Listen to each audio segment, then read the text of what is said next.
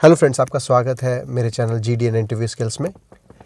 पिछले वीडियो में हम लोगों ने बात की थी एक क्वेश्चन के बारे में जो कि एक्चुअली एक स्ट्रेस इंटरव्यू से आता है।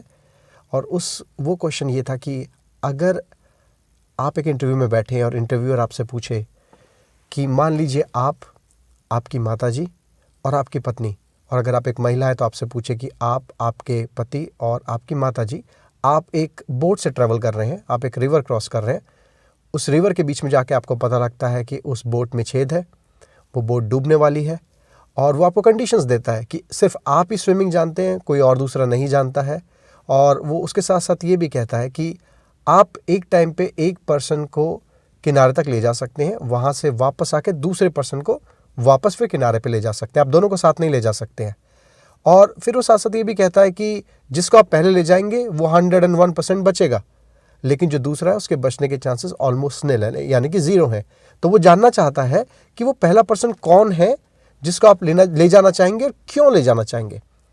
तो दोस्तों, ये जो क्वेश्चन है ये एक स्ट्रेस इंटरव्यू में आता है। इसको आप एक लीडरशिप क्वेश्चन की तरह भी समझ सकते हैं, जहाँ पे आप एक लीडरशिप रोल या एक मैनेजर के रोल के लिए जा रहे हैं। वहाँ पर ये साथ साथ ये भी देखा जाता है कि आप डिसीजन मेकिंग में कैसे हैं, क्योंकि आप बहुत सारे ऐसे जॉब्स पे रहते हैं जहाँ आपको डिसीजन लेना होता है। ज़रूरी नहीं आप मैनेजर ही हो या कुछ ऐसा काम कर रहे हैं जहाँ पे आपको मैनेजमेंट ही करना हो, लेकिन कई ऐसे रोल्स होते हैं जहाँ पे आपको डेली डिसीजंस लेने होते हैं। तो दोस्तों, पहले तो आप एक चीज़ समझिए कि जब भी आपसे कोई एक क्वेश्चन करता है एक इंटरव्यूअर, वो कभी भी, उसको इस बात से कोई मतलब नहीं है कि मतलब आपके माताजी, आपके पिताजी या आपकी पर्सनल लाइफ से उसको मतलब नहीं है। पहले तो आप ये चीज़ समझिए। दूसरा, इस चीज़ को जानने की कोशिश कीजिए कि जो भी सवाल है वो सिर्फ इसलिए पूछे जा रहे हैं ये जानने के लिए कि आप जब इस सिचुएशन में आएंगे, जब आप उस ऑफिस में काम करेंगे, तो आप किस माइंडसेट से काम करेंगे।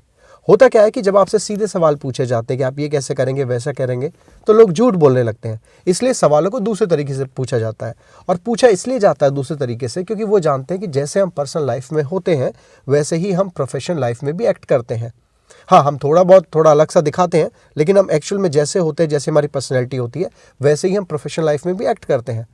तो इसलिए वो जानबूझ के आपसे एक पर्सनल लाइफ के बारे में क्वेश्चन करता है, सिनेरियो वहाँ देता है, और जानबूझ के वो बहुत ही सेंसिटिव मैटर रखता है ये देखने के लिए कि आप रिएक्ट कैसे करते हैं। वो ये भी देखना चाहता है कि आप इमोशनल हैं या नहीं है।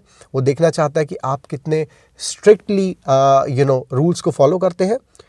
साथ साथ वो एक चीज़ और भी देखना चाहता है, क्योंकि लोग जानते हैं कि बहुत सारे लोग जब किसी ऑफिस में काम करते हैं तो बहुत से उनके जानने वाले या रिश्तेदार भी काम कर सकते हैं जो उनके टीम का पार्ट होते हैं।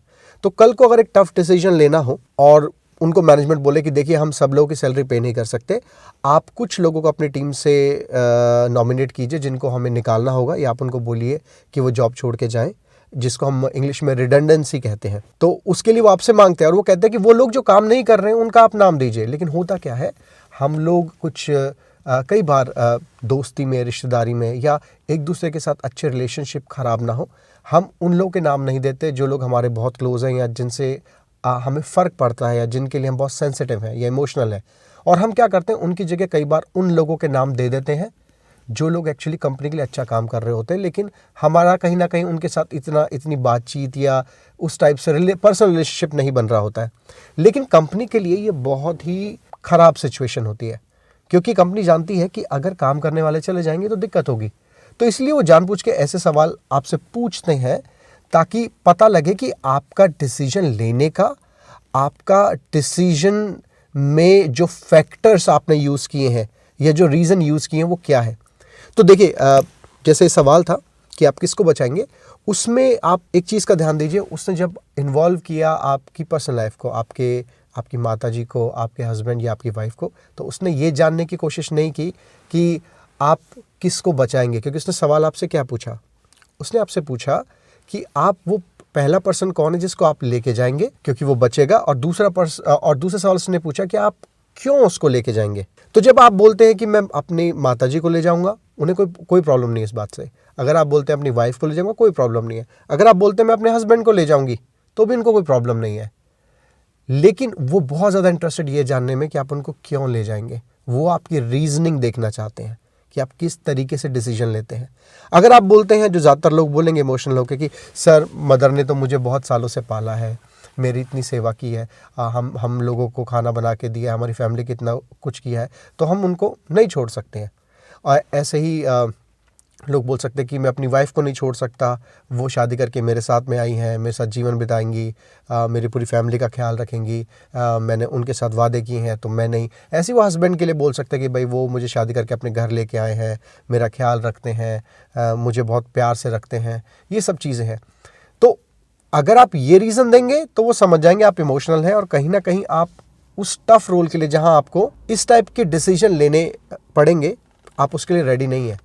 कई केसेस में वो आपसे ये बोलने के बाद कि भाई आप अगर मदर का साइड लेते हैं तो आप बोल सकते हैं अरे यार आपकी हस्बैंड या आपकी वाइफ के लिए भी तो आपकी ड्यूटी, आप क्या करेंगे, वो एक क्रॉस क्वेश्चन कर सकते हैं। तो आप फिर फंस जाएंगे, क्यों? क्योंकि दोनों तरफ आपकी ड्यूटीज़ है और आप दोनों को नहीं निभा सकते, आप एक को निभा सकते हैं। इसलिए दोस्तों, इस सवाल का जवाब इमोशनल नहीं हो सकता, क्योंकि आप समझिए आपसे ये सवाल पूछा जा रहा है ऐसी परिस्थितियों में जहाँ पर आपको हायर किया जा रहा है एक जॉब के लिए, जो एक सेंसिटिव और बहुत ही ऐसी प्रोफाइल की जॉब है जहाँ आपको डिसीजन मेकिंग है। तो आपको हमेशा जवाब प्रैक्टिकल देना है। बहुत सारे जवाब हैं, अलग अलग तरीके से जो आप दे सकते हैं, लेकिन एक दो एग्जांपल मैं दे देता हूँ। आप उनको कह सकते हैं कि सर मेरे लिए दोनों बहुत ज़रूरी हैं, लेकिन अगर सिचुएशन ये है कि सिर्फ मैं एक को ही बचा सकता हूँ तो फिर मैं अपनी माता जी को बचाऊँगा, ठीक है। क्योंकि हो सकता है कि क्योंकि मेरी माताजी काफ़ी उम्र हो चुकी है, अगर मैं उनको लेके जाऊंगा तो उनके बचने के चांसेस ज़्यादा है। अगर मैं उनको छोड़ जाता हूं तो शायद वो इतनी देर सर्वाइव नहीं कर पाए। मेरी वाइफ यंग है या मेरे हस्बैंड यंग है, वो काफ़ी देर पानी में रह सकते हैं, सर्वाइव कर सकते हैं। तो मैं उनको इसलिए सेकंड नंबर पे जाऊँगा, पहले माता जी को ले जाऊँगा, क्योंकि वो अब एज्ड है, वो शायद इतनी देर पानी में नहीं रह पाए। दूसरा रीज़न आप ये बोल सकते हैं कि सर जब भी नाव पलटेगी या डूब जाएगी, जो पर्सन मेरे सबसे पास में होगा मैं उसको लेके जाऊँगा किनारे पे, क्योंकि हो सकता है कि जब नाव डूबी हो, दोनों अलग अलग डिस्टेंस पे हो, तो मैं दूसरे को बचाने के लिए जाऊँ तो पहला भी डूब जाए और दूसरा भी डूब जाए और मैं उसको किनारे तक ले जाऊँ, तो कोई फ़ायदा नहीं है। तो हमेशा रीज़न आप कुछ भी दें, किसी को भी चुने, आप प्रैक्टिकल रीज़न दें, क्योंकि वो देखना चाहते हैं कि आप स्पॉन्टेनियस, अचानक प्रैक्टिकल डिसीजन कैसे लेते हैं। तो दोस्तों ध्यान रखें, हमेशा इंटरव्यू के अंदर वो हमेशा आपसे प्रैक्टिकल क्वेश्चन पूछना चाहते हैं। वो देखते हैं कि आपकी रीजनिंग एबिलिटी क्या है, आपकी एनर्जी कितनी हाई है, आप कितने अच्छे तरीके से बात का जवाब दे सकते हैं और आप उस जॉब के लिए कितने फिट है।